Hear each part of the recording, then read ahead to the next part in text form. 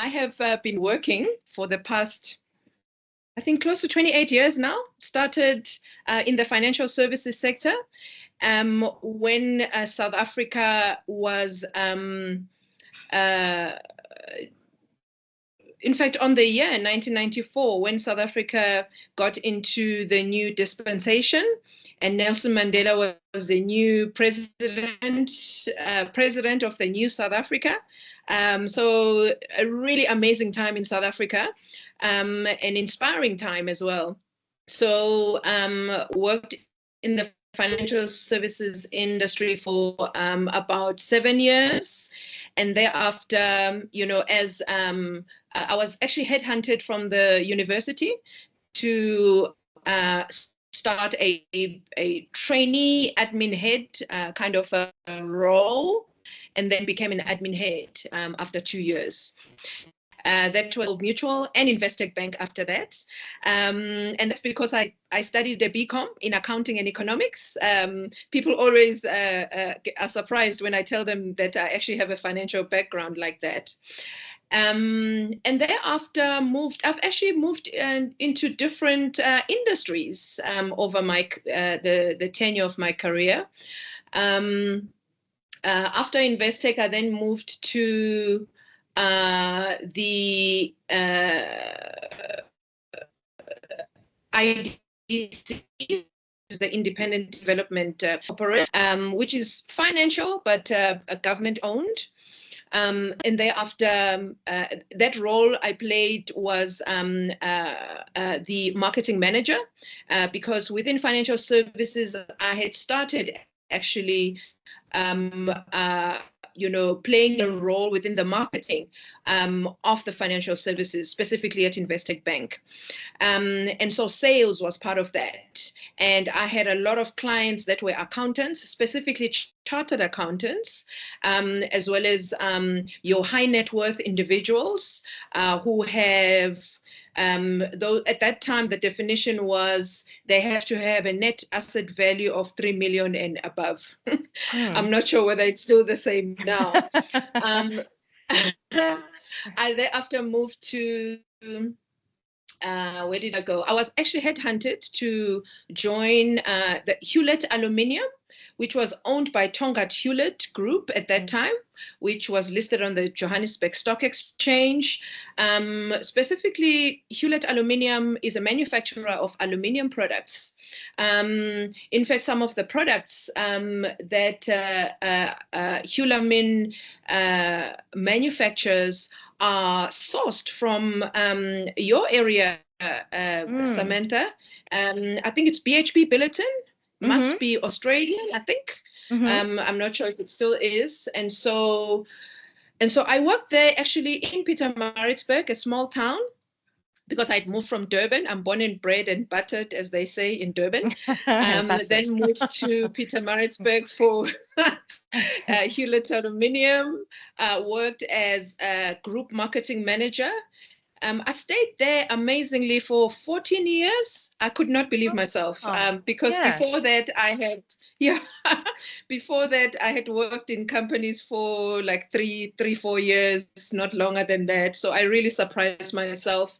Even changed my number plate from an ND to an NP. That's Natal Pietermaritzburg, and bought a house and etc. I was still single at that time, but I grew. I worked with engineers, this is a manufacturing sector with a massive plant. Hewlett Aluminium is the only semi-fabricator of aluminium products, I think at least in sub-Saharan Africa. Sorry, the largest, not the only, but the largest, yes. With these experiences, and also being in a very male-dominated environments, and managing these types of teams. So male-dominated engineering, manufacturing specialists.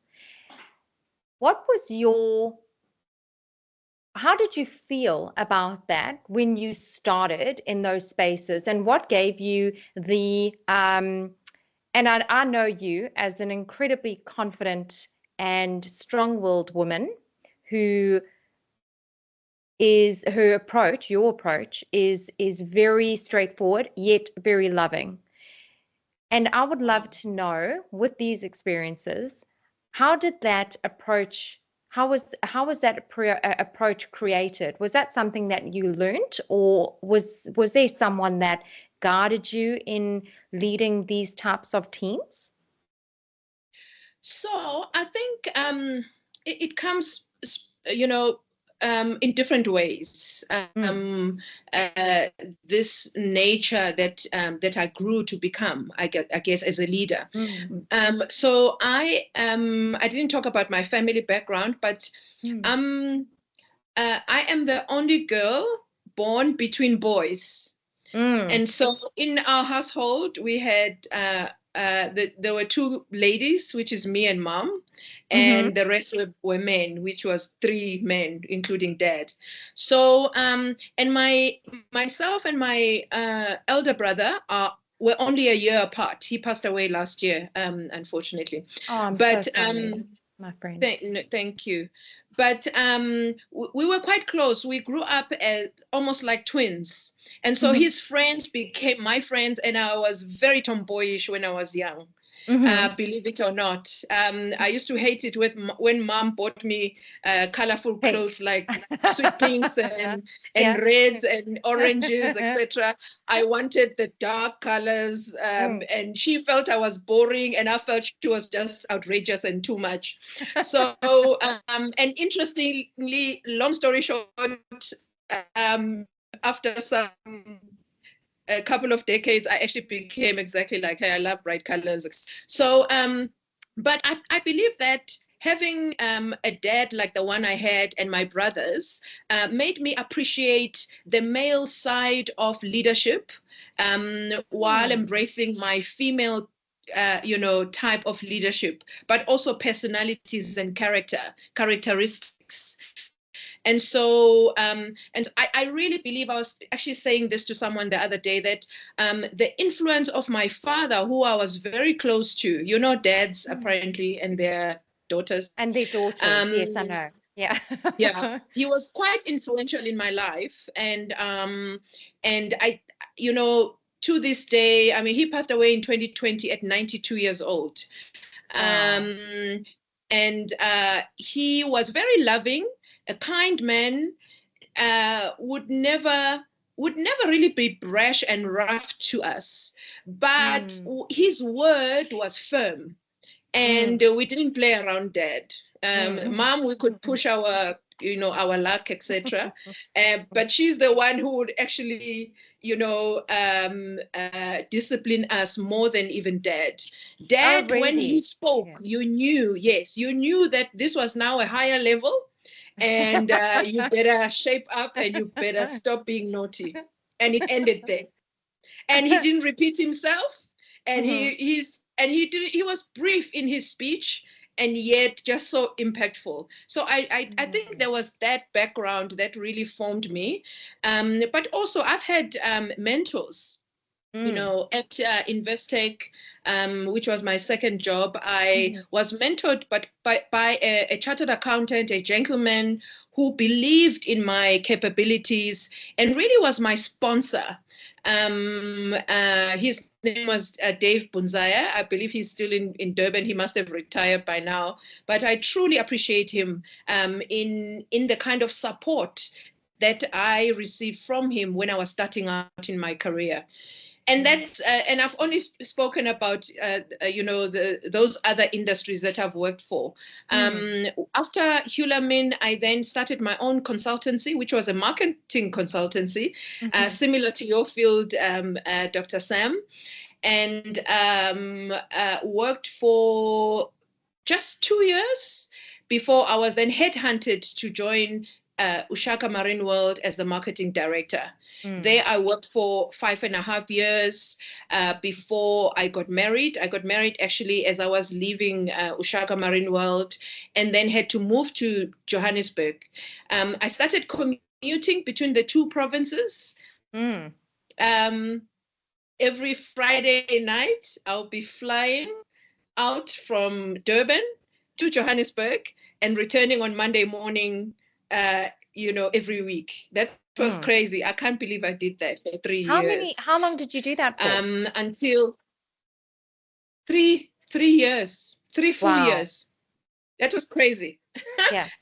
And I never thought, it's funny because that happened in my marriage. And I had said to myself, I'll never do distant relationships ever in my life. And then it came. Yeah. And then eventually I was looking for employment, in Johannesburg, because we bought a house in Joburg in 2017. But I only obviously moved to Joburg in 2020 after someone had identified me as a potential candidate for CEO of Downtown Music Hub. And they actually found me on LinkedIn. And long story short, I went for the interview and got the job. They had been interviewing a lot of people from the music industry and other industries. And I then secured the job in 2020 during the hard lockdown. Wow. So I'm sure that our members are thinking about, how did you do that? Other than the fact that Mpume is incredible, what was it that you brought with you to be in the position that you're in, where you are truly impacting the lives, the city, the country? What was it that and I know there's something that you and I have spoken about many times, and that was our grit and our belief in the work that we do. And we've had many, what were they called, Mpume? Those cocktails we used to have there on the Steelworks. It's that. Those. And we used to still love Steelworks. Yeah. Oh, I can't get them here. I have to come to see you to get one. Yes, please. Where we used to talk about the passion that we had for the work that we did and still do. And I know that is something that our members all have in common, and that's something I'd love you to share with them. Yeah, so I studied a BCom honors after my BCom degree, and thereafter then did a master's in strategic marketing. So I had, as I indicated earlier, moved away from the financial services in terms of my field, and truly came home when I did marketing. That was my place.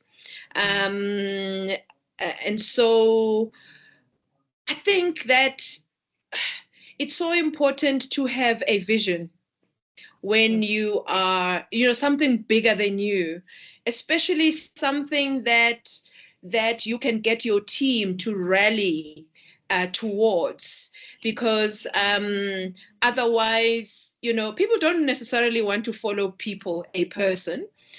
People want to have something, a vision, a principle, something that they can all be inspired to work towards, to achieve together. I've always felt that was one of the key things I have been able to bring into organizations. Other than the fact that, I am multi-skilled, I've been really fortunate to, over the years, to acquire quite a lot of skills, from your written communication to your, to public relations, to, of course, finance is a background I come from. So I appreciate numbers when I'm leading, especially when you serve on boards and you're not there day to day, and you have to read financial statements and make sense of them. So those skills for me come in quite handy. Even as a CEO of Downtown Music Hub, I can just read financial statements and be able to assess, that there's a problem here, and here we are doing really, really well within a short space of time. And I'm able to guide other people and mentor them who are in those fields in particular. So, governance for me has been quite important, especially in the role that I play in the music industry. Music industry is a really, really different animal of an industry altogether. It's just incredible. Like I said, I've worked in other industries, but this one really, I didn't expect that I'll be working in an industry such as this one. And I'll tell you why. In South Africa, I think in Africa, the industry is not very well regulated. You don't find performance stats on the industry easily in public. Whereas in other industries, financial services, manufacturing, you get reports easily. You can find that on the internet and get to understand how aluminium is doing for this day, not even just the month, but today. You don't get that in the music industry. You just know that so and so is famous and they've received an Oscar or whatever, and you have to really work harder to get to understand how the industry is performing, so that you are able to then see how your organization fits into that, whether it's performing in a way that impacts positively the industry or not. So we've been fortunate that I've brought in a team, a multi-skilled team that is then able to navigate the music industry in a way that has made us acknowledged for our performance, acknowledged for what the impact that we've made within the music industry in South Africa, and kind of quality sounds that come out of Downtown Studios. Yes, in the past, because of the history, the amazing history of Downtown Studios, but also where we have taken it and where we are going in the future. It's really exciting. How do you choose your teams? I make sure, number one, that I look for people that are going to be even better than me. At least in my perception. I really want to work with performers, top performers. So I look for, if I know that my team has certain skills already, I will look for someone who can add to the skill set. And I'll look for someone, people that have a certain characteristics that is not only high performing, but also good values, positive values for the organization. Because I've had experience where I've seen how sometimes high performing people who have truly bad values, how adversely they impact the team. Wow. And how powerful is that? In fact, yes. Sam, I would rather have somebody who is not so skilled, who can grow in the organization, but they have a good value set than the other way around. That's powerful, because there were two amazing things you said there. One, choosing a team of people that have skills where they complement each other, where they are strong in those areas where yourself or your team members are not as strong. Really powerful. And you'll find so many leaders today don't have that. They don't want people to outperform them as leaders, and that ends up being a massive downfall in their leadership style. So that's really important. And the other one, the value set, that is very, very powerful as well, because having values and leading organizations that share or their values are aligned is, in terms of teams, is how you achieve. And I was attending a Russell Brunson conference over the last few days in the States, and online. And one of the things that he spoke about was having a team for your business or your organization, and how we all ruled by, our conscious, our subconscious, and our fear. And one of the things that was so powerful was, do you know what your team members fear? And do you know what drives them? Wow. Because if you know what your team members are driven by and you know what they fear, you know what makes them perform and why they want to perform. And I That's thought that was powerful. really powerful. Yeah, that blew me away. I thought to myself, and it's not the logical stuff, right? It's not Yeah. they're really good at that, or that's their skill, or they're a specialist in X, Y, or Z. It's not that.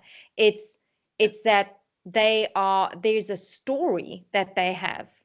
And that Yeah. story, if that story aligns across the team, then that's a story that works for the team. However, it also includes their fears.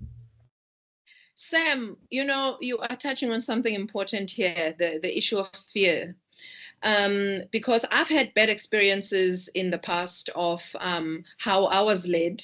Some of my bosses, Yes. not all of them, but some of them would lead by fear. And Yes. after that experience, time and time again, I realized that this is not the type of leader I would like to be. And I vowed to myself that I will be a leader that empowers others, even if they bring a skill that I do not have. Even if they are better at certain things than I am, and I think that comes with, you know, I don't know, maybe you should have had that type of experience so that you know what not to pursue and Yeah, to be. exactly. Because I learned the hard way. You were asking earlier about what was it like being a woman in a male-dominated manufacturing company, etc. I would Mm. literally sit in meetings where I'm the only woman out of 30 guys in Yeah, senior management at Hulamin.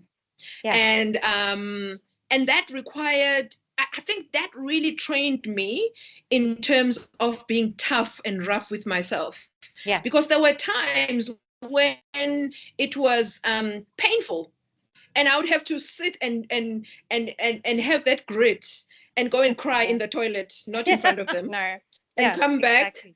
I mean, now I don't cry because I think I've learned how to manage myself in Mm. terms of how things would affect me, and I choose now what I bring into my heart and into me, and what I don't.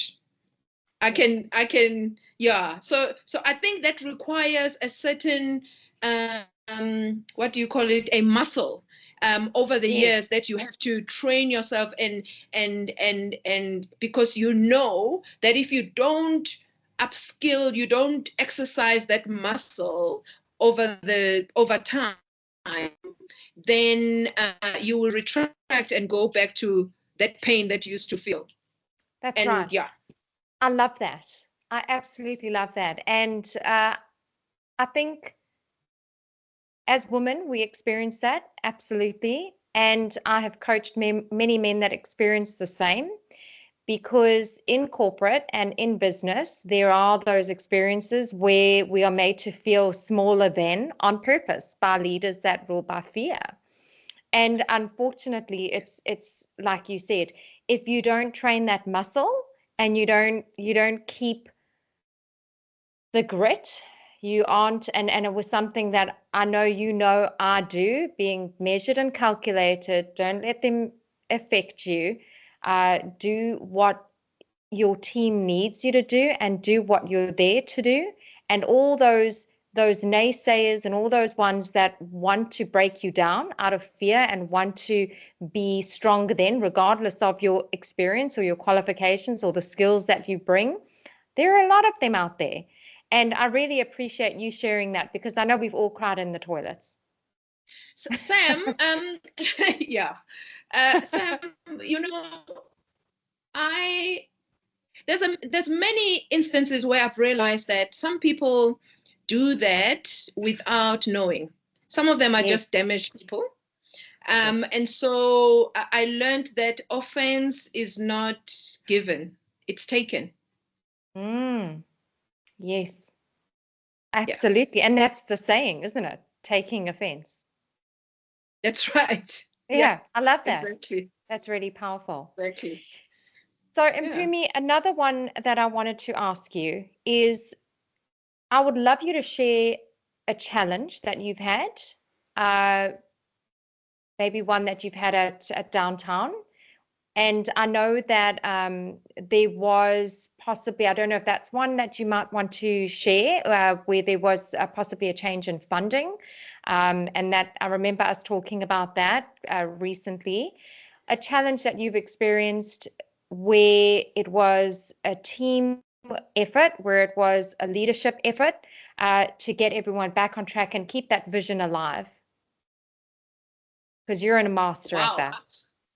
Yeah. I've had a lot of those, by the way. Yeah. Over my entire career. But yeah, let me go to that one at Downtown Music Hub because it's it's most recent. So Downtown Music Hub is a non-profit company, an NPC. Mm-hmm. And so it was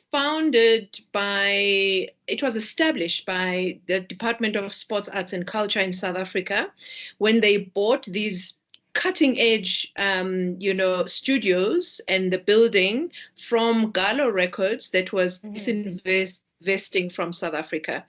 Yep. So in other words, it used to be owned by a private company, and now it's a public company, although not government owned. Okay, so there was a time when, especially around elections, I think the latest were last year, when there was a changeover in leadership in the Ministry of Sports, Arts and Culture, and there was a lack of funding because apparently most of the money went into the elections. So we were not the only beneficiaries that were affected, but a lot of them, definitely in the music industry. And so it was tough. It was rough when we were informed that the kind of funding that will come through would be close to half what we had received before in prior years. And so what that meant is that we had to find innovative ways of raising funds, getting partnerships on board, in kind and also monetary type of partnerships, and we're able to actually make some inroads into that. We're not where I would like us to be, but there's a momentum right now, and I think we're moving the right direction. So what we did, we were, for example, when I say in non-monetary and monetary, we have partners such as your Gauteng Tourism, for example. I mean, we're in the music industry, but you've got Gauteng Tourism, who are our strategic partner, especially around the museum and the whole immersive experience of the music history of South Africa. If anyone can tell the history of music out of South Africa and Africa, it's Downtown Studios, because those were the only professional recording studios for a good 6 decades. In terms of time, right up until the early 2000s.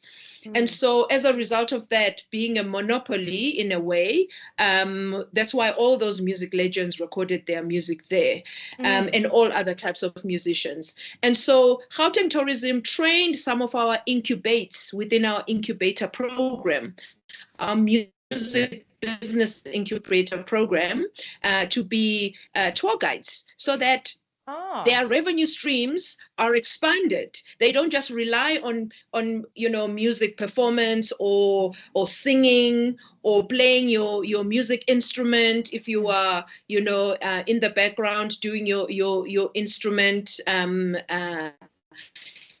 within a team, but also you are then able to take people on tours about the history of music, especially in Johannesburg. Johannesburg is one of those cities in the world that actually are a music city.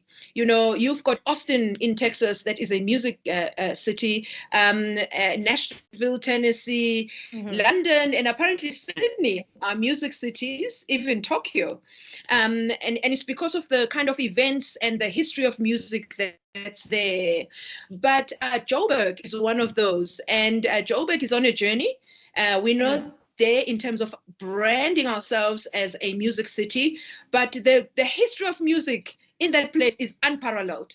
If you think of Sophiatown, where all the cultures and races, you know, came together during apartheid, in the height of apartheid, and in that area, that's where creativity was the thing. Yeah. We did it again in the early 90s when South Africa opened up to the world and we had the free South Africa, you know, when Nelson Mandela came in as a president and there was that transformation. Suddenly the world, you know, saw South Africa as an opportunity to come and perform. And we had all those musicians from around the world coming through to South Africa to do, you know, live events, etc. And through that, there were lots of collaborations that were then recorded in downtown studios and possibly other studios. And so yeah, so there is that in terms of what's you know, where downtown studios comes from. And so the challenge then going forward with us is that you want to make sure that that legacy continues to live on. You preserve it, but at the same time, you create experiences that enable people to come to this vibrant place and be inspired by the history of the music while they are creating their own music. Yeah. And also just while they are visiting the place. And so different stakeholders are meant to come to our precinct that we are creating at the moment. You know, partnerships such as Gauteng Tourism that have trained our incubates to be tour guides, as well as Johannesburg Inner City Partnership, which is an association of organizations, companies, including your big banks in South Africa that are members of Johannesburg Inner City Partnership. Together with them, we bought a plot of land. And interestingly, they brought in you know, I think 80% of the money. We brought in 20%, and yet the land, the property is owned by Downtown Music Hub. There was that agreement, so which is beautiful. Yeah. So, and there's a lot of collaborations like that are where we are able to, you know, to get support from our stakeholders in terms of the kind of work we are doing there. All the property owners around Downtown Music Hub are loving and are in full support of this concept. That's why they've given us their walls so that we put the murals, the public murals of all the music legends thereon, so that this place, this entire area really becomes vibrant and you can feel the music as you step into the area. And that's what that was something when you were talking, right? The passion is there. And when you and I have spoken about downtown over the last few years, one of the things that we would always say, and I know we would with your team, whenever I had meetings with your team as well, we would always say, it's what you feel. That's what it is. And we've got people on this meeting now, on this masterclass, that have never been to South Africa, and a lot of them, and you know, we chat. There are people on this masterclass now that I know we've had meetings, we've had discussions, and they will say, "What's it like in Africa? What's it?" And it's inexplicable. It's just in your blood. It's an experience. It's a feeling. Yeah. You can't explain what makes it so special. And I know that we've often said it's the people as well. And there are no people like South Africans, right? There's this I believe so. incredible Yeah. warmth that comes from the people in South Africa. And I know that downtown encapsulates all of that into this experience, this feeling, and these people. And that is why it's such a massive, massive attraction to international visitors and businesses. Mhm. Mhm. Absolutely, Sam. South Africa is truly unique. I suppose everyone feels that home, there's no place like home. We all feel like that. You go to another country or you're visiting, you just want to come back home. But I really believe that there's a uniqueness in South Africa in the sense that I think we've, as a nation of different cultures and colors and races and creeds and tribes and whatever, languages even. I mean, we've got 11, I have to tell you, 11 official languages. That's I'm crazy. I'm a Scrabble addict, and I often wonder how many languages I can use when I'm putting my words together. Are we just doing English? I have some words You here that you might are not be you English. are a real South African, a true South African. I have a few different versions of these words that I could possibly use. I think So over absolutely. and above all of that diversity, we've also gone through as a group, as a nation, through challenges, real challenges, and we've learned to survive together. And I think there's something special about people that merge together. And because what the fruit of that becomes something innovative and fruitful. It's similar to a diverse team. Yes. I believe that you bring a diverse team, people from different walks of life, etc. I mean, we've got different languages. I'm learning Shangan. I've never spoken it Okay. before, but some of my team members are, and they are teaching me. But there's something creative that can come out of a team of people that come from that diversity. They bring in something new naturally. And I think South Africans are like that as well. Yes, absolutely. I'm going to start opening up questions. So, members, if you want to start putting your questions in the chat, and I will start reading those out to Mpumi. Oh, we already have one. Okay, that was quick. Mpumi, so we've had a couple of evening, everyone. How's everyone doing? Good to see everyone excited for today. Okay. Mpumi, what was the most difficult decision that you have ever had to make in your career? Most difficult. Wow. I've made some difficult decisions, but the most. Well, I'll give you. Let me give you what is top of mind right now. When I moved into the music industry, because I was new, it was a completely new space for me. I realized that I needed to learn this industry. And at that time, I had been volunteering as a board member of the African Association for Visitor Experiences and Attractions. And I specifically said to our board chairperson at that time, I really need to resign from this board because I really need to focus my time. You see, it's about time, the time that you spend. I need to focus on the music industry to acquire more knowledge.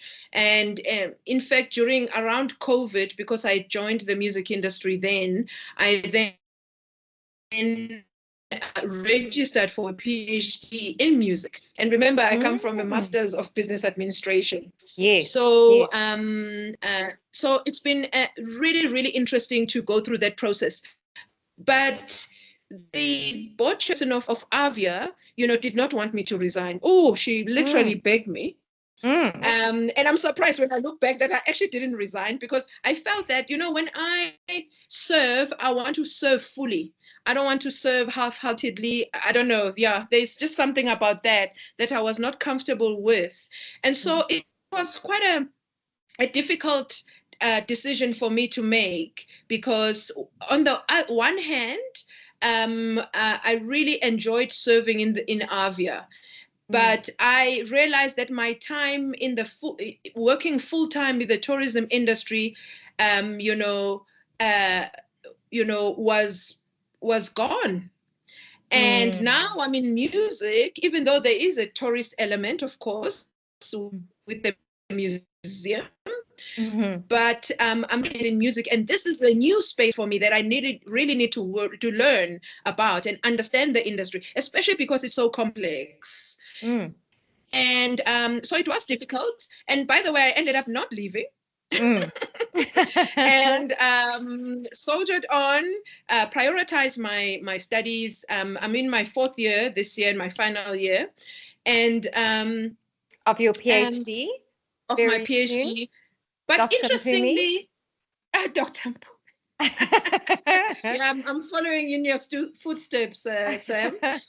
And but interestingly, last year, after serving as a board member, an ordinary board member at Avia, I was then that founder and then president and board chairperson resigned, and then I was elected as the next president. So I'm like, oh my God, there's no way I'm gonna leave now. You're stuck. Yeah. Yeah, so I'm there. So that was difficult. But I realized that my time is truly precious. I need to be conscious how I spend my time on a day-to-day basis. I think that's what it culminates to. There's a lot of things that feel comfortable, for me to do, like, I don't know, spending lots of time with friends and whatnot. And I love some of, my connections, my friend. I'm a people person. But there are times when I can't. And I need to prioritize certain things, my family, my work, where I volunteer, and some of the things that I used to do, I find myself not spending time doing those things anymore.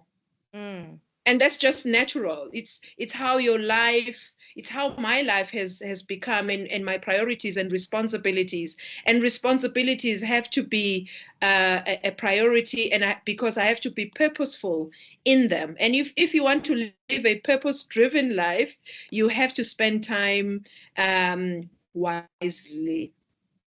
Would you say, and this is a question from me, there's quite a few questions coming up here. However, from me, living that purpose-driven life, which is what our membership, the Worth membership and all these community members are aligned with. It's what we're all about. Would you say that is about serving? Yes, definitely. It is about serving. In fact, someone said to me last week that, I didn't expect that I would be recognized as somebody who truly serves. And I was recognized as being, as someone who truly serves. And this is in the tourism industry, who has truly served over the years. And so it is service, correct? Yes. Because you are serving something that's bigger than all of you as a team. You are making a contribution, and that's really what it's about. A bigger picture. All right, let's see here. What else have we got?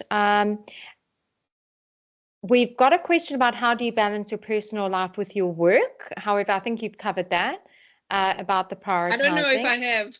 Do you want to? You know what? Let me say this. That's a good question. I always think about that question because in the past, in the past in my career, we used to work with friends. I like that. Yeah. That is smart, actually. But it used to be a topical issue around Women's Day and Women's Month. In South Africa, August is the Women's Month. And, we used to talk about work-life balance, and that you need to put 50% here and 50% here. For me, it doesn't work like that. Well, me, if I'm where I am, I need to show up fully and be present, and not my mind can't be at home when I'm at work. Yes. And when I'm home, I need to be fully at home and not at work, because my kids and my husband just see me as wife and mother, And the CEO and president and whoever I am, manager, leader, that is, I leave that at work. So it's been very interesting to walk that journey, to realize that I just need to show up fully where I've decided to be. Be present. Yes. Okay, and then we've got Aha there. I was wondering, who would you say inspires you, Mpume? Wow. Yeah, interesting question. I would say for me, it's people that live a life where they are pursuing a bigger purpose. Because when you pursue a bigger purpose, it naturally means you are positive, you have hope. Even in the face of challenges, you can see beyond the challenges. Those people inspire me. And by the way, these are people like Dr. Samantha Worthington. My friends are those type of people generally. I've found that over the years, these are the people that I want to have around me, because they have some, strengths that I appreciate, that I am inspired by, that really make me feel energized. That after having met with them, I'm going to leave and think, wow, this, and I want to do that. I don't want to feel drained. I've had in the past friends like that, and people in my life that were like that, and going to bits of how they affect me, and then how I then manage my time with them. That was Those an are people who amazing inspire answer. me. Yeah, I love that. And I love how you said those people that are working to or working with that vision and that purpose, they have hope. And that overcomes everything. When you have hope that regardless, it's going to work out, and it's going to work out for the best. And you believe That's that. so And true. that faith, I love that. Here's one. Do you have a favorite artist? Someone who used to talk about No, okay, go when I for come it. to that, it's No, fun. tell I us like that that. one. Yeah,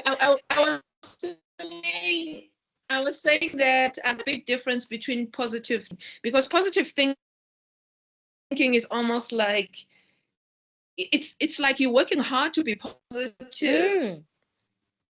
And looking at reality in spite of its challenges as it is. Positive framing says, I know what the challenge is. In fact, I can face the challenge, and being confident enough to go through the challenge and realize the depth of it and what causes it, but still remain positive, still have that hope. Find a way, whether it means having the right people around you that support you, that you can share that and get some insights from, or bounce things off, so that you are able to then think differently. I love people who think differently than me, because then I can, it makes me taps into spaces and that kind of thinking that I would have never thought of. It's like my husband, by the way. Yeah. Each time I talk to him and he will say something different, and I'm like, oh, wow, I would have never thought of that. Wow, and Pumi, that's really important. And for me, especially at this point in my life, I have realized, and I've always known to ask questions and get different insights, and especially at work. However, there have been people that I have met recently that when I ask a question and they answer me, I think to myself, I would never have thought that. And it changes your perspective so immensely that your world changes. Your world changes. Amazing. And how Amazing. powerful is that? to change someone's world with your perspective and the power that comes with that. And as business owners, as leaders, as professionals in our fields, as partners, as parents, as friends, we have that opportunity to change the people's worlds with our answers, That's with our right. perspectives in a positive, loving, upward and forward way. And it's a blessing to have those opportunities. It really is. It really is a blessing. Mm. Because I think when I was growing up, and especially when I started my career, there was a time early in my career when I thought to get ahead and be successful, I had to be harsh. Yes. Because that's how the bosses around that time, and I think it was an era thing as well, worldwide. You can't do that now. It's not the kind of environment that we are in, because we all have the information on our fingertips. Your kids will remind you of that. Oh, and yeah. so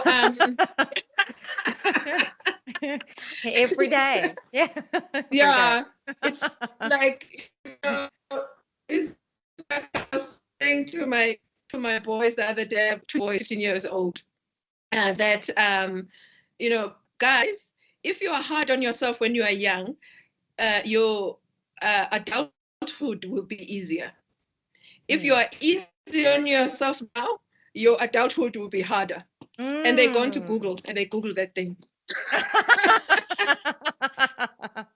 And so, yeah. So that's the era we live in. Of course they did. But I think, it's beautiful to learn that you can actually be a woman and appreciate those characteristics that women bring to teams, to organizations, to companies, even bottom line. But at the same time, be able to appreciate, what other people bring in, especially men, and you are able to balance that out and see how it plays in terms of the kind of produce or fruit or results it brings to your organization. Yeah, that's something you and I, in the times that we've worked together, we've always believed. And often, I've just done a contract here in Australia that ended a few months ago in a very, very female-heavy organization. I love Australia, by the way. I will jump on the next opportunity I have to come. Yeah, you lived here for a while. Sorry, you lived in Australia for a while. No, I attended a Rotary program for 3 months, and I stayed in the Hills area and Sydney. Yeah. Yes, that's right.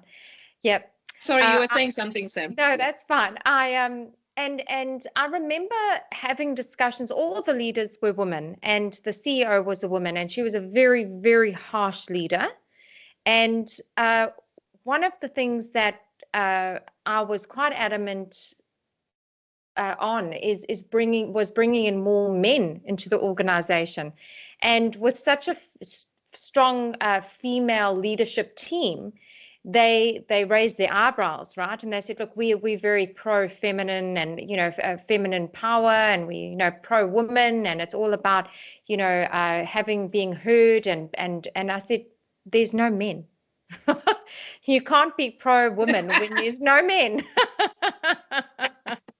And to explain that to a room of very, very well educated, all doctors, women, was interesting, because they couldn't see the benefit of bringing in a male perspective. Some obviously could, some could.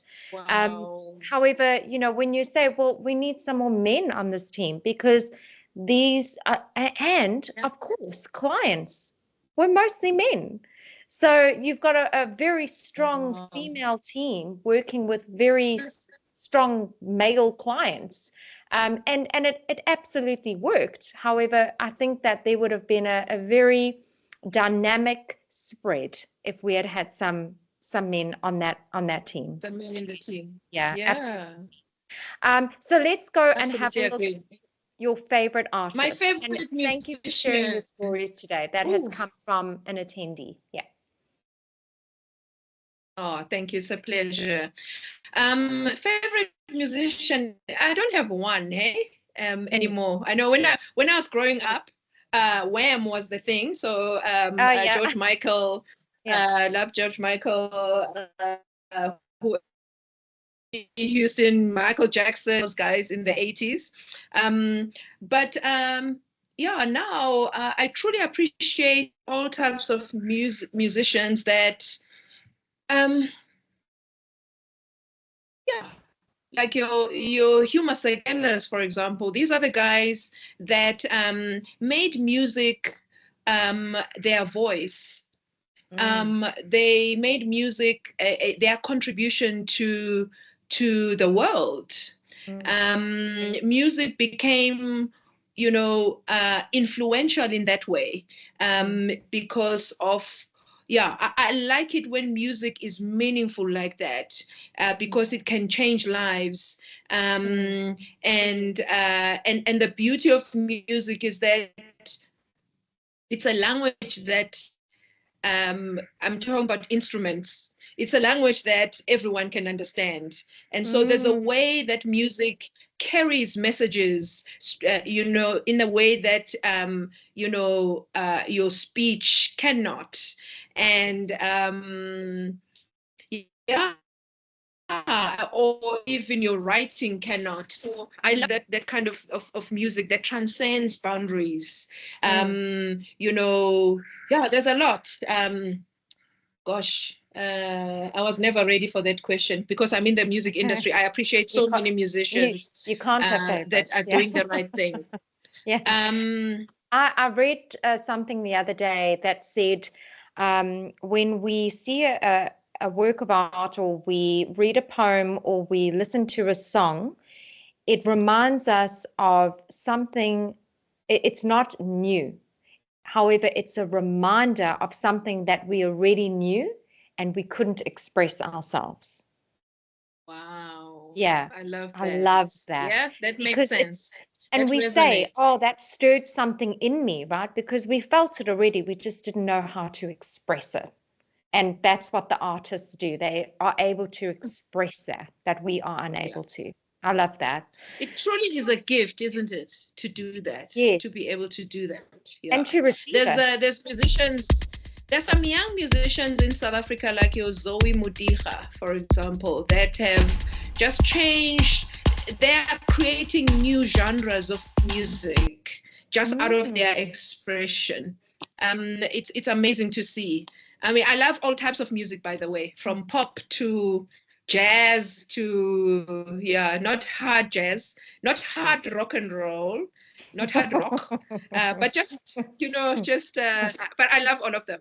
It mustn't be extremes. That's what I'm trying to say. Kwaito, yes, but not too extreme. Hip hop, yeah, I love it. Here's another question. Where do you see the future of South African music? And thank you for your time, Mpume. Wow, it truly is a pleasure. Future of South African music, I think South African music is going to be very much integrated with global music. You're already seeing, Grammy Award-winning artists like Tyler, for example, young Tyler, and Black Coffee, who perform all over the world. There's going to be a lot of musicians from this.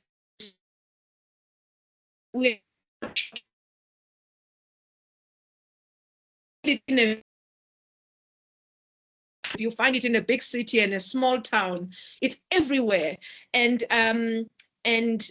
I feel that with digital music having now made the world so small, we're going to find a lot of current genres that will create new genres. We're going to have, definitely, AI is bringing in some interesting experiences with music.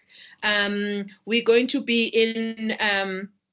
in live events, being at home, but attending a live event somewhere, in London, and I'm sitting in Johannesburg, and because I can immerse myself using these gadgets, etc. At Ushaka Marine World, we once had a silent party in the aquarium, Samantha. You remember the aquarium? Yes. Yeah. Oh, that's amazing. Right there with the fish and the dolphins and everybody. And the beauty of it is that it doesn't disturb the animals, right? Yes. Because you are listening to your music, but amazing. when you're there physically and you're looking at this event, you are like, these people are crazy. What's going on?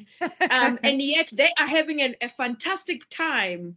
Yes. Just with their headphones, and they are listening to the music, and they are vibing to other people who are elsewhere in the world. So I think there's technology is taking us to a whole new place where we can be together, but in different places. And so we're going to see a lot of that. And I think South Africa will always produce something new. That has been a trend, and that will continue. How that will look like, I really can't wait to see that. Hopefully I live long enough to see, some of the new genres and new types of music. I believe we're going to see a whole lot more collaborations with musicians from all over the world that will produce, completely new type of music. So I'm really excited. Okay, here's another question. Was there a time where you were utterly disappointed by someone else, staff member, business partner, political decision? And how did you pick yourself up? Not interested in the details of the incident, more interested in your mindset and your actions. Oh, I know Mpume has these. I know you have these. I laugh because there's quite a few of those. But let me talk about someone who who was quite professional in my perception, who I had hired to become head of finance within the organization I worked for at that time, and I felt that, the process we had gone through to recruit the person was really, really, really great. It was one of those processes that made me sleep at night. I was really happy. And I felt that we found the right person, chartered accountant, at the right price. Of course, we negotiated and we got to agree on the package. And they started working, and initially they worked so well, and but then as time went on, the person started rubbing others the wrong way. And I realized that, okay, what's going on here? To the extent that when there was a disciplinary hearing for this person, and I'm not saying the name because I don't know where this recording will end up. You know what I'm saying? Don't say the name. Yeah. So to the extent that disciplinary hearing had to do with money that had disappeared, and it was mismanagement of funds. I did not expect that from a qualified chartered accountant. And I had worked with accountants before, and some of my friends are chartered accountants, and I appreciate that profession and other professions that are protected and highly regarded, such as that. And so, that was a major disappointment on my side. But the question is in terms of how I internalized all of that. And your action. How did you pick yourself up? Yeah, mindset and action. Yeah. I think for me, it's about just, making sure, number one, that you follow the right processes. I'm a corporate governance. I believe in corporate governance because I just want my peace. I'm just that person that values my peace at night. I don't want to have sleepless nights because of things I regret, maybe that I should have done or could have done during the day. And so following the right process is important, as much as I was disappointed. But I knew that after we had gone through that process, painful as it was, I then needed to recruit another person to fill in that role, because it's a critical role for the business and for any business for that matter. And so, yeah, I think for me it's about managing your emotions. That emotional intelligence is important, and that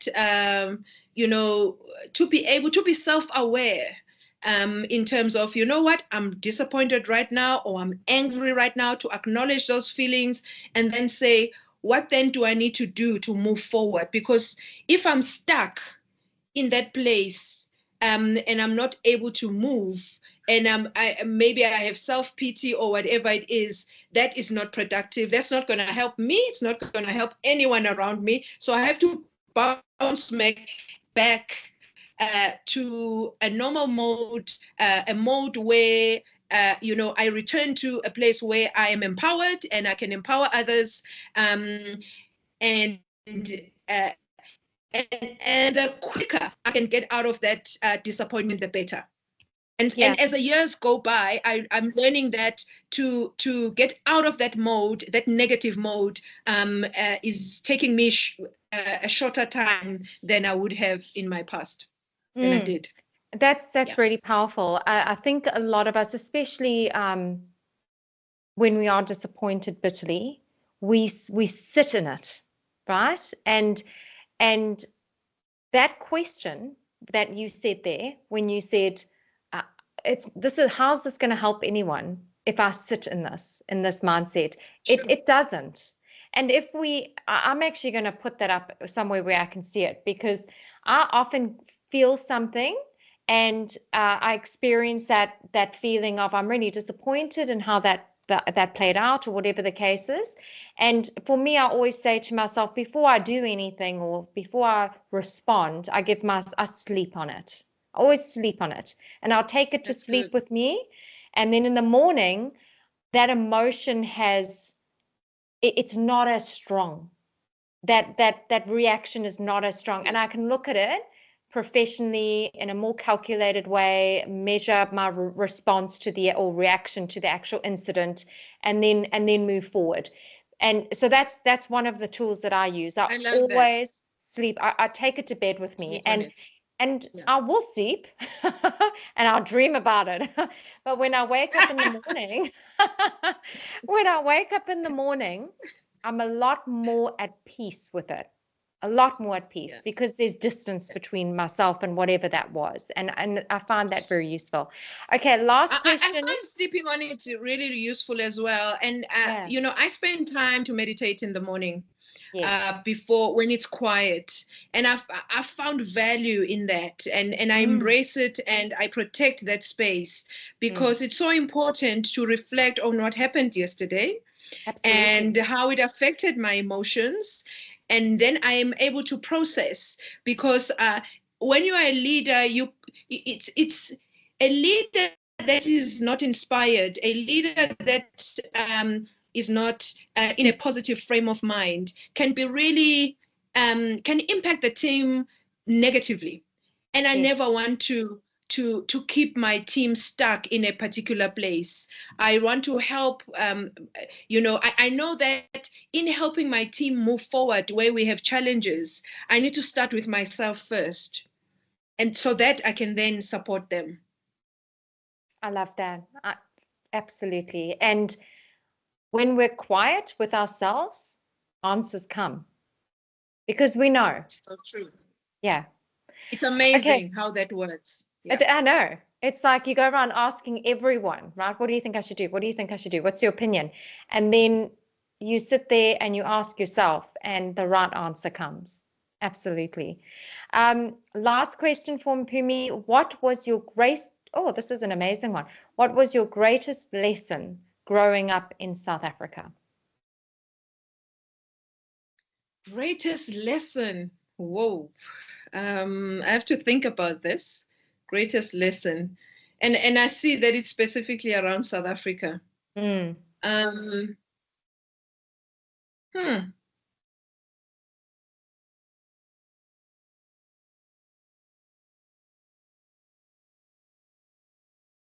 I think for me, the greatest lesson was,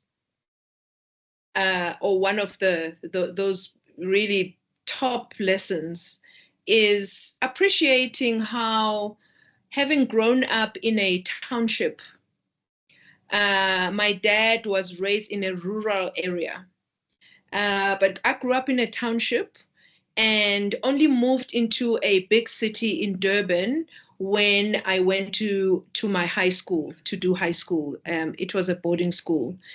And I think one of the biggest lessons I've learned is that, and actually traveling around the world, is that people are the same. Human beings are the same everywhere, no matter what background we come from, no matter what we look like.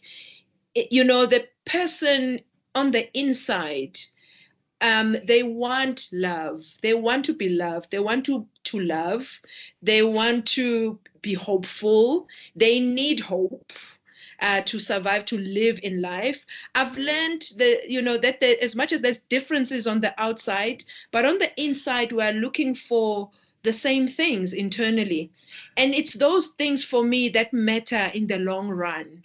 That's why I've always believed, I can live anywhere in the world at some point in my life. When I was growing up, I thought I would just be in Durban for the rest of my life because I love Durban so much. But now I think I can live anywhere because I have an appreciation that wherever I go, there will be other people. Yes, they might express themselves differently, but at the end of the day, there are some simple principles of life that cut across different types of people and that remain the same throughout the generations.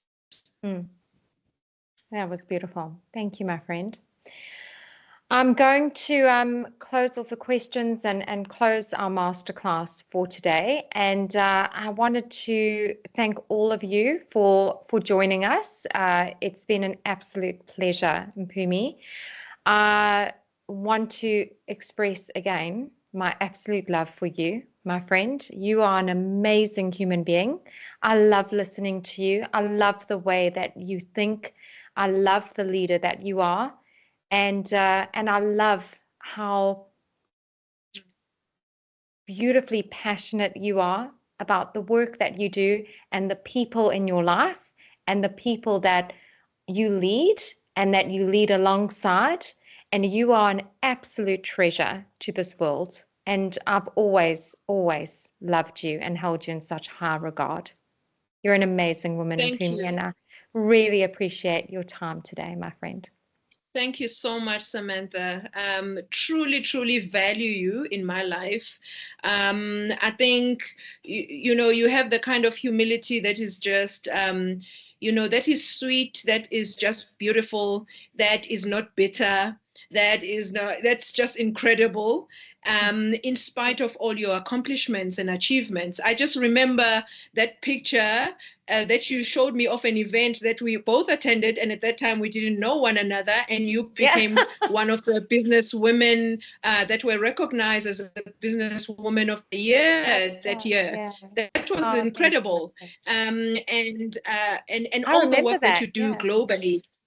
Yeah. I think you were wearing a red as well. I think you were wearing green. Dress. Were you wearing green? You were wearing the green velvet. So. Yes, I think so. Yeah.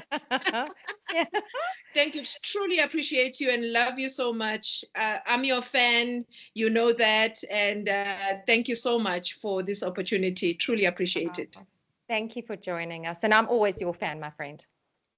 Thank you, Mpume. Thank you, everyone. Have a lovely evening, afternoon, morning, wherever you are. And Mpume, have a beautiful day. Thank you so much. Have a lovely evening. Bye. See ya. Bye.